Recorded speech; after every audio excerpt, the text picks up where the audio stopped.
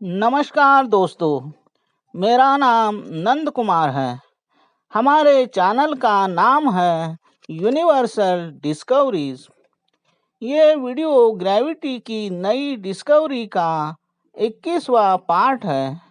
इसके पहले के 3 वीडियोस में हमने आइंस्टाइन की ग्रेविटी कैसे गलत साबित होती है ये देखा। इसके पहले वीडियो में हमने आपके लिए एक प्रस्तावना भी लिखी है। उसमें हम ये कहना चाहते हैं कि हमारे इसके आगे आने वाले सभी वीडियोस हमारी बिल्कुल नई खोज है, जिसे हमने कहीं पर लिखा हुआ नहीं है। उसे हम दिमाग में से निकाल कर सीधे आपके सामने रख रहे हैं। इसके पहले के 20 वीडियोस भी हमारी नई खोज है, लेकिन इसे आप जैसे बहुत सारे जिज्ञासु देखेंगे और शेयर करते जाएंगे, तभी बहुत पॉपुलर होने पर ये हमारी पूरी खोज, हमारे आविष्कार दुनिया के सामने आएंगे। तो इस मिशन में आप हमारा साथ दीजिए और हमारे आविष्कार दुनिया के सामने लाने में हमारी सहायता कीजिए। तो आइए वीडियो शुरू करते हैं। दोस्तों, इसके पहले 3 वीडियो में हमने देखा कि आइंस्टाइन की स्पेस टाइम फैब्रिक वाली ग्रेविटी कैसे अलग अलग नज़रिए से, यानी कि फ्रेम ऑफ रेफरेंस से देखने पर गलत साबित होती है। लेकिन विज्ञान के किसी शोध को सिर्फ गलत साबित कर देने से या उस पर कई सवाल उठाने से वो आविष्कार गलत साबित तो हो सकता है, लेकिन पूरी तरह से नहीं। वो पूरी तरह से फेल तभी होगा जब उसके सामने असली सच को रखा जाए। तो दोस्तों, आइए अब हम हमारी ग्रेविटी की नई खोज का एक एक तथ्य आपके सामने रखते हैं। सबसे पहले हम अपनी पृथ्वी का ही उदाहरण लेते हैं, जिस पर कि ग्रेविटी के अनुभव के आधार पर तथा न्यूटन की ग्रेविटी के एक्सेलरेशन ड्यू टू ग्रेविटी के तत्व के आधार पर हमें एक्सेलरेशन यानी ग्रेविटी का खिंचाव क्या है और उसके कारण वस्तु को वजन कैसे प्राप्त होता है, इन बातों को जानते हैं। विश्व में हर एक ग्रह तारों में तथा मास वाले किसी भी छोटे बड़े ऑब्जेक्ट पर रहने वाली किसी भी वस्तु को उस ऑब्जेक्ट की ग्रेविटी के कारण वजन प्राप्त होता है। विश्व में किसी भी छोटी बड़ी वस्तु को वजन प्राप्त होने के लिए उस पर किसी न किसी पिंड की ग्रेविटी ने काम करना जरूरी है। किसी भी छोटे बड़े मास को, वस्तुमान को तभी वजन प्राप्त होता है जब उस मास पर उससे ज़्यादा मास वाले किसी ऑब्जेक्ट की ग्रेविटी काम करती है। दोस्तों, इस प्रिंसिपल को ध्यान से सुनिए। ये तत्व विज्ञान जानता है या नहीं, ये हमें मालूम नहीं।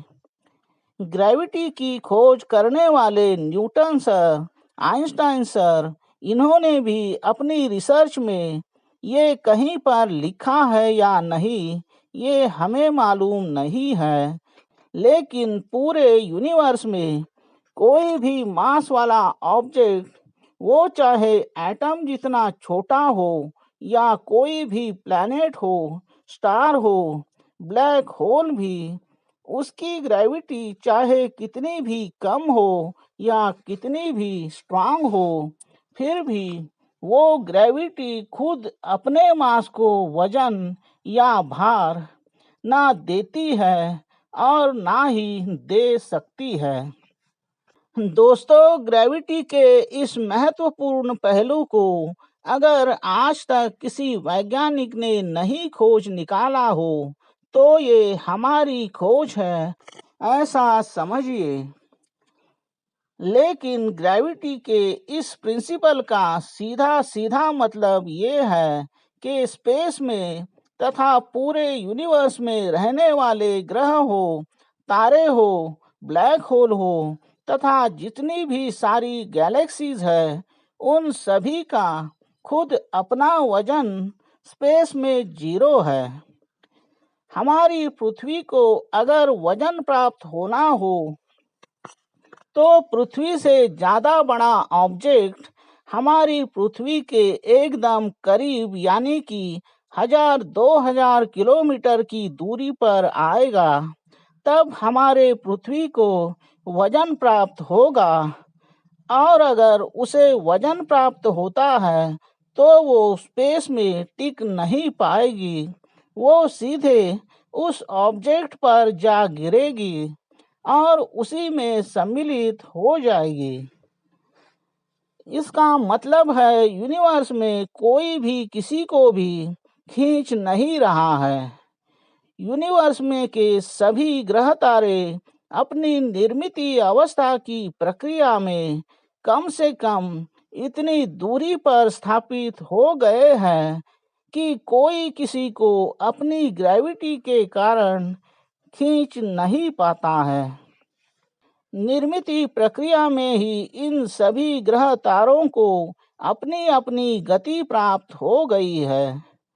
उस गति के कारण भी जो एक दूसरे के ज़्यादा पास आ जाते थे, वह उसी वक्त एक दूसरे को अपनी ओर खींच के सम्मिलित होने थे, वो उसी वक्त हो गए हैं। वो प्रक्रिया अब लगभग पूरी हो गई है। दोस्तों, अब आप इस बात को भी समझ लीजिए कि कोई कितना भी बड़ा छोटा ग्रह हो या तारा हो, उसका अपना वजन ही 0 है, तो वो चाहे कितनी भी स्पीड के साथ परिभ्रमण करता हो, तो भी उस गति के कारण उस गति के कारण बढ़ने वाला वजन या भार भी 0 ही होगा। तो इस तरह से ग्रेविटी के इस प्रिंसिपल के कारण के कोई भी ऑब्जेक्ट कितना भी छोटा बड़ा क्यों न हो, वो अपने आप को वजन नहीं प्राप्त कराता। पूरे यूनिवर्स में के सभी स्टार, प्लैनेट तथा किसी भी खगोलीय पिंड का अपना वजन स्पेस में 0 है। दोस्तों, न्यूटन के गति के 3 नियमों को तो विज्ञान अच्छी तरह से समझता है। वो तो हमेशा से ही प्रूव होते आए हैं। इन नियमों के बारे में किसी को कोई संदेह नहीं है। उसमें का पहला ही नियम है, किसी भी वस्तु पर, ऑब्जेक्ट पर कोई भी बाहरी बल यानी कि एक्स्ट्रा फोर्स काम नहीं करता हो, तो वो वस्तु अगर किसी जगह पर या स्पेस में भी स्थिर है तो वो स्थिर ही रहेगी, और अगर किसी स्पीड में चल रही है तो वो चलती ही रहेगी।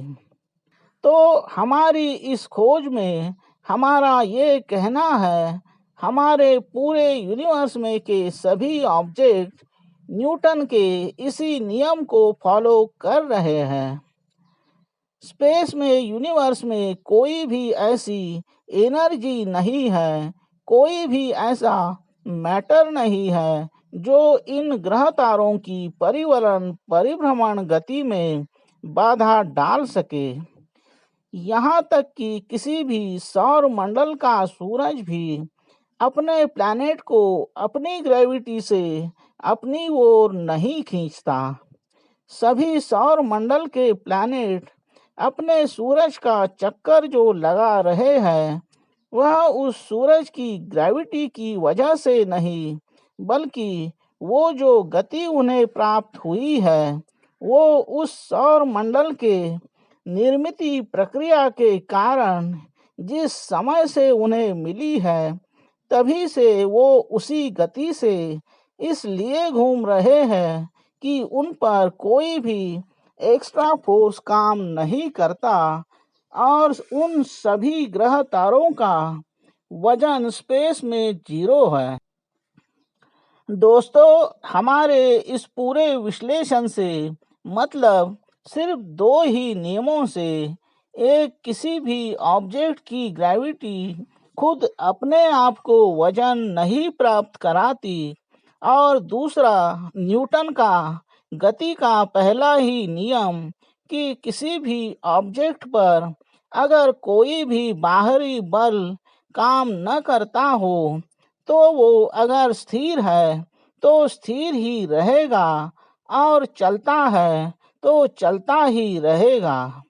इनसे आइंस्टाइन का स्पेस टाइम कर्वेचर वाली ग्रेविटी का पूरा आविष्कार फेल हो जाता है और न्यूटन का भी ये कहना कि सभी ग्रह सूरज का चक्कर ग्रेविटी की वजह से लगाते हैं, ये गलत साबित होता है।